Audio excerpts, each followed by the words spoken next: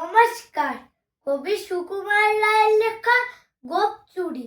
Head অফিসের বড়বাবু লোকটি বড় শান্ত, তার যেমন মাথার ব্যামো কেউ কখনো জানতো।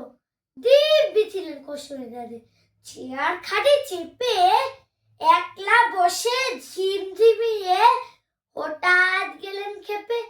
আজকে উঠে হাত পা চুড়ে চোখটি করে গোল, হঠাৎ বলে গেলুম গেলুম আমায় ধরে তুল। তাই শুনে কেউ বদ্যি ডাকে, কেউ বাকে পুলিশ, কেউ বা বলে কামড়ে দেবে সাবধানে তুলিস। ব্যস্ত সবাই এদিক ওদিক করছে ঘোরাঘুরি। বাবু আকে উড়ি আমার গোপ গিয়েছে চুরি। গোপ হারানো আজব কথা, তাও কি সত্যি? গোপ চড়ানো তেমনি কমেনি এক রত্তি। সবাই তারে বুঝিয়ে বলে সামনে ধরে আয় না, মোটেও গোপ হয়নি চুরি, কক্ষুরো তাও না।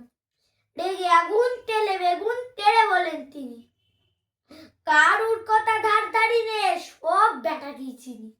নোংরা ছাটা খ্যাংরা ঝাঁটা বিচ্ছিরি আর ময়লা, এমন গোপ তো রাখতে জানি শ্যাম বাবুদের গয়লা।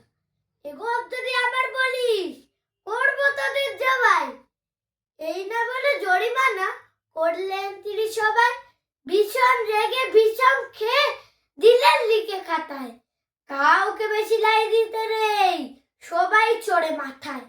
অফিসের এই বাদরগুলো মাথায় খালি গোবর, গোপ জোড়াতে কোথায় গেল কেউ রাখে না খবর। ইচ্ছে করে এই বেটাদের গোপ ধরে খুব নাচি, মুখ খড়া মুন্ডু ধরে কোদাল নিয়ে চাচি। গোপকে বলে তোমার আমার, গোপকে কারুর কেনা, গোফের আমি গোফের তুমি, তাই দিয়ে যাচ্ছে।